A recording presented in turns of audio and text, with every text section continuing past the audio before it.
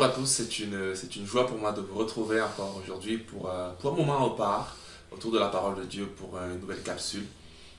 La semaine dernière, j'ai démarré avec vous une nouvelle série que j'ai intitulée Seigneur, augmente notre foi. Et cette phrase, cette expression vient des disciples qui ont rencontré le Seigneur Jésus, qui ont dit Seigneur, augmente notre foi parce qu'on aimerait vivre avec une foi qui grandit. Alors je ne sais pas si c'est votre prière aujourd'hui. En tout cas, c'est la mienne. Et j'espère que c'est également votre désir de voir, Seigneur, ma foi avec toi s'augmenter. Parce que la Bible nous dit que le juste vivra par la foi. Et la semaine dernière, j'ai abordé avec vous, en termes de fondation, d'introduction de cette thématique, une vérité simple. Celle selon laquelle votre vie, c'est également votre foi. Et non pas la foi qui déplace déjà les montagnes, non pas la foi dans des œuvres surnaturelles et miraculeuses, mais dans la foi, dans les choses quotidiennes de notre vie. Je vous invitais simplement à réaliser que dans chaque domaine de votre vie, vous êtes amené à faire preuve de foi. Alors je veux croire que vous commencez à considérer davantage, en fait, cette réalité selon laquelle tous les choix de votre vie, le choix de votre conjoint, le choix de votre travail, vos relations avec vos enfants, avec votre famille, ou même dans votre service pour Dieu est lié à votre foi. Et aujourd'hui, je voudrais qu'on puisse continuer notre méditation, notre étude sur cette thématique, à savoir, Seigneur, augmente notre foi. Parce que c'est la foi qui a la victoire sur le monde, nous dit la parole de Dieu. Et durant cette saison un peu particulière qu'on vit, durant ces temps de pandémie, on a besoin d'avoir une foi qui traverse les saisons, qui traverse les peurs, qui traverse les difficultés auxquelles on peut être confronté, mais surtout la foi qui vient de notre Dieu. Je vous invite aujourd'hui à lire avec moi un passage dans Romains chapitre 10, on va lire du verset 13 au verset 17. Et la thématique que je voudrais aborder, c'est aujourd'hui comment le Seigneur nous invite à augmenter notre foi au travers de la connaissance. Augmente notre foi par la connaissance de notre Dieu. Romains chapitre 10, du verset 13 au verset 17. Il est écrit « Car quiconque invoquera le nom du Seigneur sera sauvé. » Comment donc invoqueront-ils celui en qui ils n'ont pas cru? Et comment croiront-ils en celui dont ils n'ont pas entendu parler? Et comment entendront-ils parler de lui sans prédicateur? Et comment y aura-t-il des prédicateurs s'ils ne sont pas envoyés selon qu'il est écrit qu'ils sont beaux, les pieds de ceux qui annoncent de bonnes nouvelles? Mais tous n'ont pas obéi à la bonne nouvelle. Ainsi, Ésaïe dit-il, « Seigneur, qui a cru à ce que nous avons fait entendre ?» Ainsi, la foi vient de ce qu'on entend, et ce qu'on entend vient de la parole du Christ.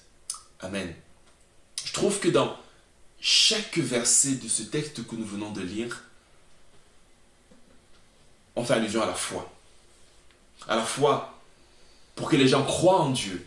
Et ça commence au verset 13. Comment croiront-ils s'ils n'ont pas entendu? Il faut de la foi pour croire à l'évangile de Dieu.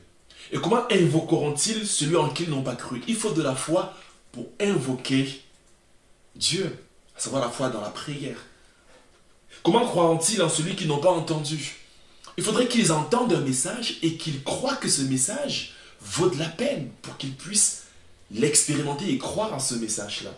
Et comment entendront-ils parler s'il n'y a pas de prédicateur? Il faut de la foi pour qu'un prédicateur se lève et prêche un message. Il faut de la foi pour que l'Église envoie des prédicateurs. Il faut de la foi pour que des hommes et des femmes se lèvent pour annoncer ce message qui pourrait paraître démodé, mais pourtant qui est d'actualité. Et comment y aura-t-il de prédicateurs s'ils ne sont pas envoyés? Il faut de la foi pour qu'une Église libère des gens qui sont précieux, pour qu'ils vont et qu'ils annoncent l'Évangile. Et qu'ensuite, il faut qu'ils obéissent à cet évangile. Et ensuite, le verset se clôture avec le passage se clôture avec ce verset 17 qui dirait « Or, la foi vient de ce qu'on entend, et ce qu'on entend vient de la parole de Dieu. » C'est pour ça que aujourd'hui, je voudrais vous inviter à réaliser, mes frères et mes sœurs, et réaliser ensemble que notre foi vient de notre connaissance. Notre foi vient de notre connaissance de Dieu. Notre foi vient de notre connaissance de Jésus. Notre foi en la guérison vient de notre connaissance que Dieu guérit les malades. Notre foi à ce que Dieu bâtit son Église nous amène à réaliser que c'est Dieu depuis tellement d'années qui continue de bâtir son Église. Notre foi vient de ce que nous connaissons. Plus votre connaissance va grandir, plus votre foi en Dieu va grandir. Alors c'est vrai, il y a un danger dans la connaissance, parce que la Bible nous dit ici que la connaissance rend orgueilleux, alors que l'amour édifie. Et il y en a aussi souvent ces témoignages, ces expériences qui montrent que beaucoup de personnes qui vont dans des écoles bibliques et qui vont dans des études, dans des centres de formation, parfois reviennent athées et ne croient plus forcément en Dieu. Alors cette connaissance doit être alignée avec l'amour de Dieu et surtout la passion du Seigneur. Alors je pourrais dire simplement aujourd'hui que vous allez grandir dans votre foi quand vous allez grandir dans votre connaissance de Christ. Notre manque de foi dans un domaine en particulier montre simplement notre manque de connaissance de Dieu. Notre échec dans la foi dans cette situation, parce que ça nous a arrivé d'avoir des échecs dans la foi. Parce qu'on s'attendait peut-être à ce que Dieu agisse d'une certaine façon, mais Dieu agit d'une autre. Et notre foi va grandir à mesure que nous connaissons Christ. Peut-être que tu connais simplement un Jésus qui agit lorsque tu le loues et lorsque tu le rends grâce. C'est une connaissance de Dieu qui t'amène à t'ouvrir lorsque tu loues Dieu. Peut-être tu connaîtras également plutôt le Dieu lorsqu'il faut prêcher l'évangile d'une certaine façon. Alors tu ne connaîtras que Dieu d'une certaine façon. Et cela nous amène à voir toute la richesse de l'Église et toute la diversité de l'Église, parce qu'on va voir une Église culturelle en fonction de son arrière-plan, de son histoire et de son passé. Certains auront un culte avec peut-être un message qui dure 2 heures et ils vont connaître simplement ça. Ils auront foi dans l'Église qui porte du fruit au travers de messages qui durent 2 heures. Ou bien d'autres vont vivre plutôt au travers de la communion fraternelle, d'autres au travers de la louange. Et on pourra dire que si on n'a pas une belle louange, on ne pourra pas avoir une belle Église. Et c'est des exemples simplement que je prends. D'autres diront que si on n'exerce pas tous les dons spirituels et si on ne voit pas la vie de l'esprit, alors on ne vivra pas réellement l'évangile. Et c'est simplement notre histoire et notre connaissance de Dieu. La Bible nous dit que la sagesse de Dieu, elle est infiniment variée. Elle est grande, elle est large, elle est profonde. Et à mesure que nous connaissons Jésus, à mesure nous avons foi en lui et nous marchons par la foi. Notre connaissance est acquise par notre expérience avec Jésus. Alors je voudrais te poser la question aujourd'hui, quelle est ta connaissance de Jésus? Est-ce que tu connais le Jésus qui est prophète? Ou est-ce que tu connais uniquement le Jésus qui est enseignant? Est-ce que tu connais le Jésus qui transforme nos vies? Ou est-ce que tu connais seulement le Jésus qui guérit mes maladies? Est-ce que tu connais le Jésus qui pourvoit aux miracles financiers? Ou est-ce que tu ne connais que le Jésus qui me délivre de mes esprits impurs et de toute la puissance des ténèbres? Je vous avais dit une fois qu'il y a près de 120 ans qui se rapprochent à Jésus.